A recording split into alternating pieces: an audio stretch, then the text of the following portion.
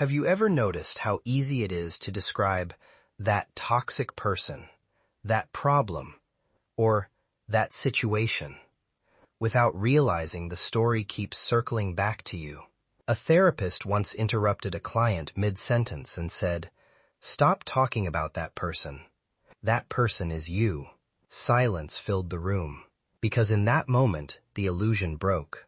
It wasn't about someone else anymore. It was about patterns, choices, reactions, and self-deception.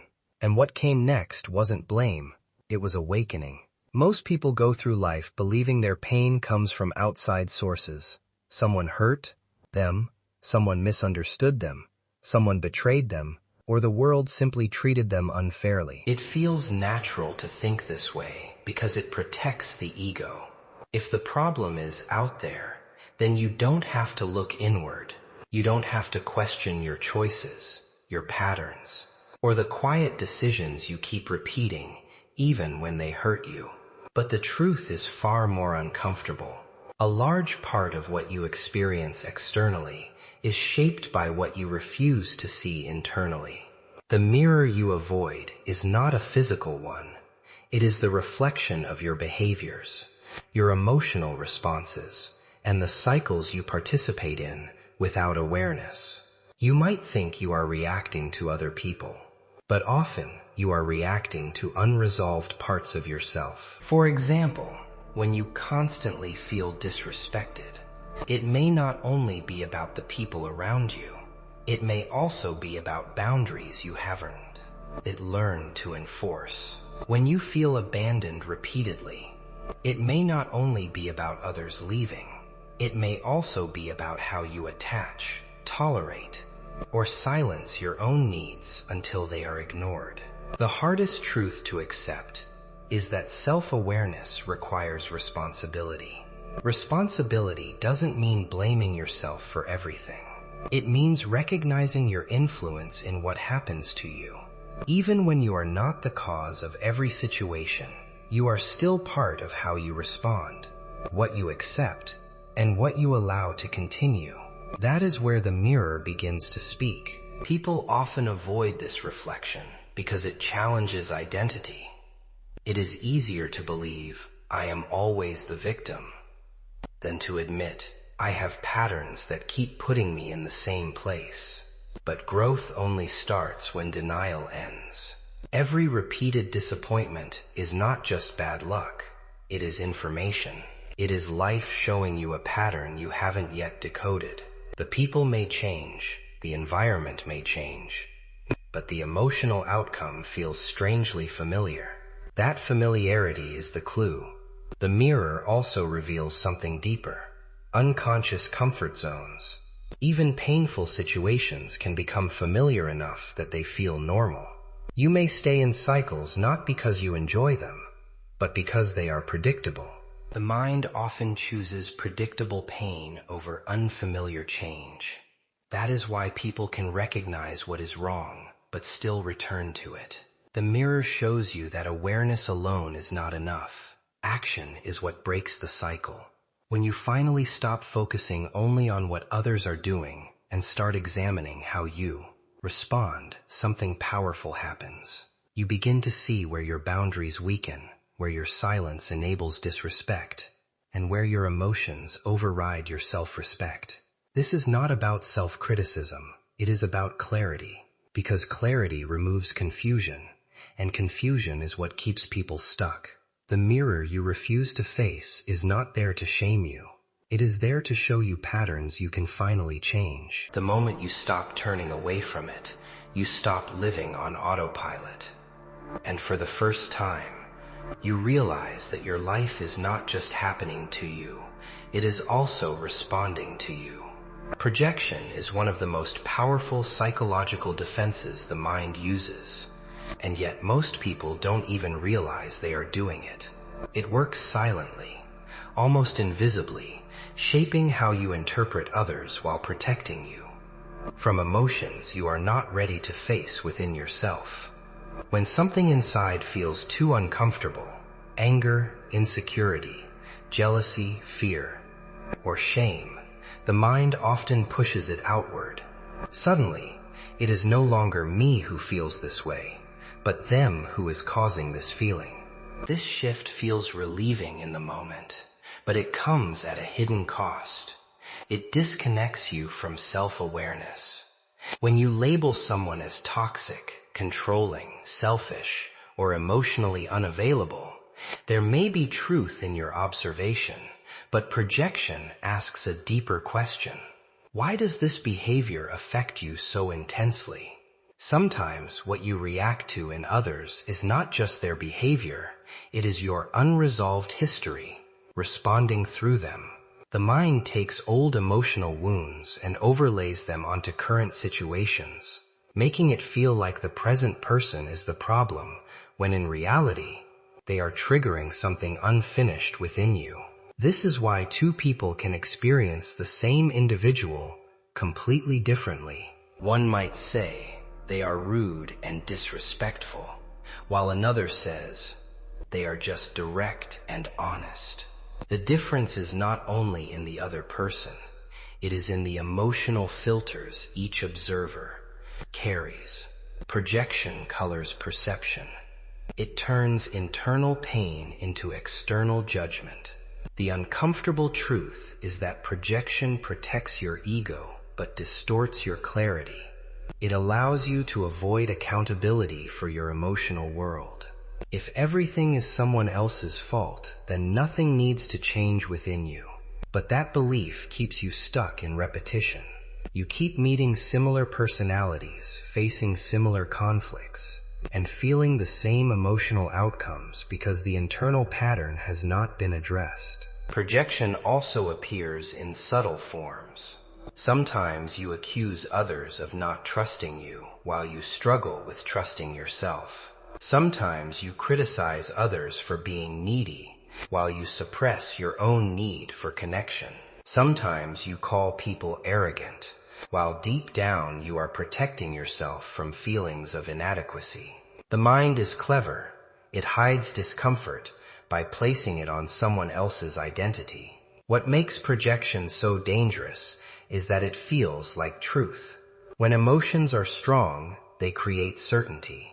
You don't just think they are wrong, you feel it deeply. That emotional intensity convinces you that your perception is absolute.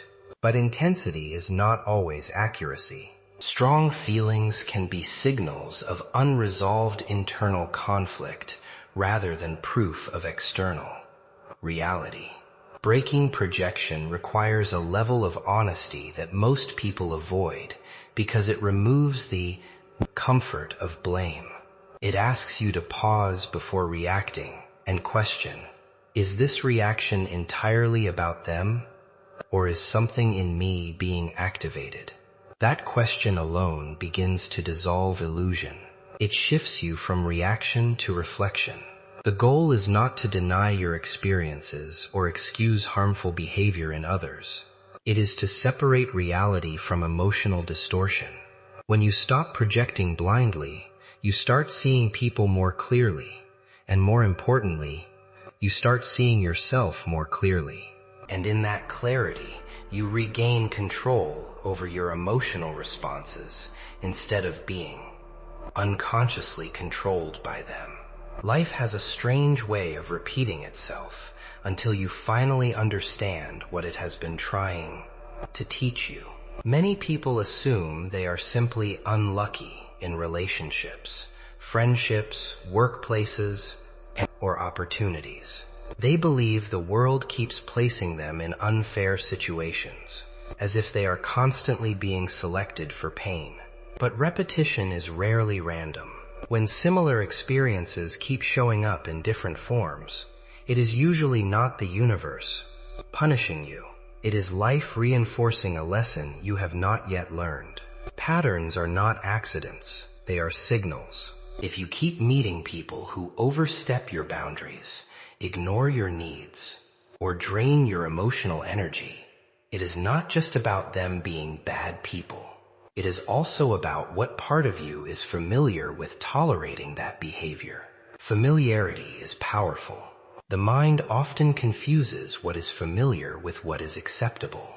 So even when something hurts, it can still feel strangely normal, and what feels normal is what we unconsciously repeat. The same applies to emotional outcomes. If you keep feeling betrayed, overlooked, or unappreciated, it is worth asking what role you consistently play in that outcome. Do you ignore early warning signs? Do you silence your discomfort to avoid conflict? Do you stay longer than you should in situations where respect is already fading? These questions are not about self-blame. They are about pattern recognition. Because until you see your part in the cycle cannot break. One of the most important truths about repeating patterns is that they intensify until you respond differently. Life does not escalate experiences to destroy you. It escalates them to wake you up. When a lesson is ignored at a low level, it returns at a higher intensity. A small boundary violation becomes a bigger betrayal. A minor discomfort becomes a major emotional collapse. Not because life is cruel, but because the message has not yet been acknowledged. People often try to change external circumstances without changing internal responses. They switch partners, change jobs, move cities, or cut off relationships, only to find themselves facing the same emotional dynamics again. This is because the external world often reorganizes itself around your internal patterns. If the pattern of silence, overgiving, or avoidance remains unchanged, the experience tends to recreate itself in new settings. Breaking a pattern requires awareness before action. It requires noticing the moment something familiar begins to unfold and refusing to play your usual role in it. That is the turning point most people miss. They recognize the situation too late, after they are already emotionally invested. But awareness at the beginning of a pattern is what creates a different ending. There is also discomfort in breaking patterns because they often involve letting go of roles you are used to playing. Even painful roles can feel safe if they are familiar. The role of the rescuer, the pleaser, the silent sufferer, or the misunderstood one can become part of identity. Letting go of the pattern can feel like letting go of who you think you are.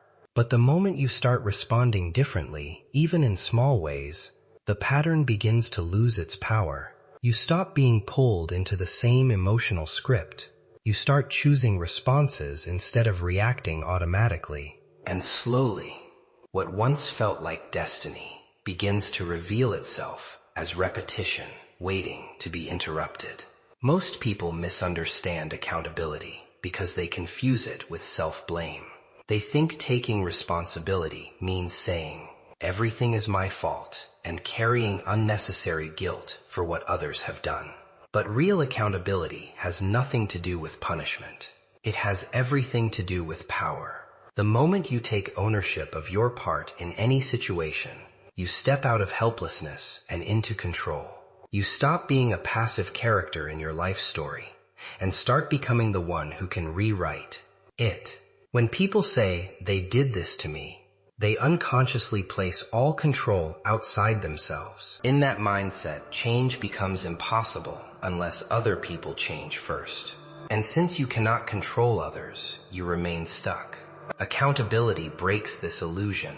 It shifts the question from "Why are they doing this to me?" to "What is my response and what am I allowing?"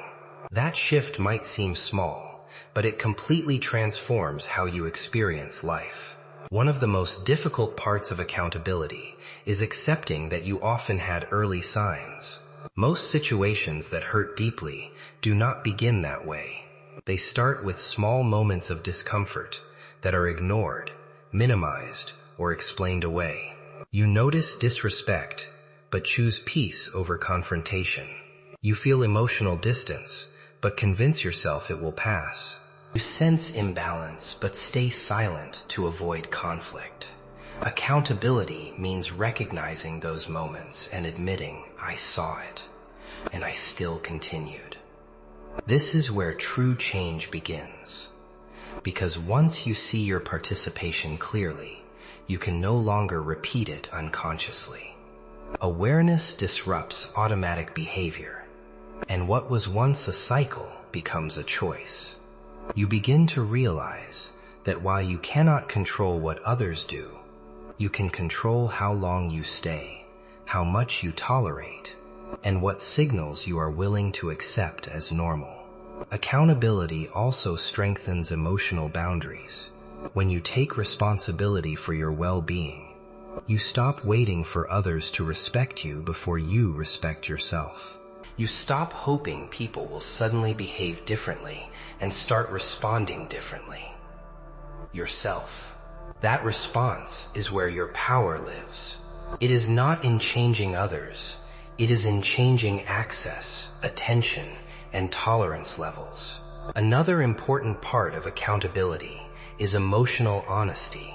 It requires you to admit things you may have avoided, such as staying in situations longer than you should have, ignoring your intuition, or valuing potential over reality. These realizations are uncomfortable, but they are also freeing, because once you see clearly, you stop negotiating with patterns that harm you. Accountability is not about carrying the weight of everything that has happened to you. It is about identifying where your influence begins and ends. It draws a line between what you can control and what you cannot, and then places your energy only where it is effective. Without this clarity, people waste years trying to fix others instead of adjusting themselves. The most powerful transformation happens when you realize that blame keeps you emotionally stuck in the past, but accountability moves you forward. Blame says, I am trapped because of them. Accountability says, I am aware now, so I will choose differently. That difference is everything. When you fully embrace accountability, something subtle but profound changes. You stop living as a reaction to your environment and start living as a conscious participant in it. And in that shift, your life stops feeling like something happening to you and starts becoming something you are actively shaping. Real healing does not begin with changing other people, fixing relationships, or trying to rewrite the past. It begins in a much quieter and more uncomfortable place. The moment you decide to be brutally honest with yourself. Not the version of honesty that is softened by excuses or softened by "but they made me do it," but the kind that strips everything down to the raw truth of your thoughts, patterns, and emotional choices. Self-honesty is not dramatic on the outside, but internally, it is one of the most intense experiences a person can go through, because it removes the stories that have been protecting your identity. Most people avoid this level of honesty because it disrupts the narrative they have built about themselves. It is easier to believe, I am always the one who cares too much, than to admit, I ignore signs because I fear being alone. It is easier to say, people always betray me, than to confront, I often stay after trust has already been broken. These realizations are not meant to create guilt. They are meant to create clarity. But clarity can feel painful at first because it removes illusions that once felt comforting. When you start practicing real self-honesty, you begin to notice how often you justify things that hurt you. You see how quickly you rationalize red flags, how easily you explain away disrespect, and how often you silence your intuition just to maintain emotional comfort. This is not about labeling yourself as wrong. It is about understanding how unconscious habits shape your experiences far more than external circumstances do. Self-honesty also forces you to confront emotional avoidance. Many people do not actually process their emotions. They postpone them. They distract themselves, rationalize them, or project them onto others. But unprocessed emotions do not disappear. They accumulate and influence future decisions. Healing begins when you stop avoiding what you feel and start observing it without distortion. Instead of saying, "They made me feel this way," you begin to say, "This is what I am feeling, and I need to understand why." One of the deepest shifts that comes from self-honesty is the ability to separate truth from attachment. Sometimes you want something to be right so badly that you ignore what is actually happening. You hold on to potential instead of reality. You focus on who someone could be instead of who they consistently are. Self-honesty, gently but firmly, brings you back to what is real, not what is hoped for. As this process deepens, you begin to realize that healing is not about becoming a different person. It is about removing the layers of denial that kept you disconnected from yourself. You stop chasing validation from outside because you start trusting your own perception. You no longer need constant external confirmation because your internal clarity becomes stronger than external noise. This is also where empowerment quietly emerges. When you are honest with yourself, you stop repeating cycles that depend on ignorance. You start recognizing patterns earlier, responding sooner, and choosing differently. You no longer need dramatic breakdowns to learn lessons, because awareness becomes your guide instead of pain. In the end, real healing is not a destination where everything is perfect. It is a continuous practice of seeing yourself clearly, even when it is uncomfortable. And the moment you commit to that clarity without avoidance, you stop living in reaction to your past and begin living with intention in your present.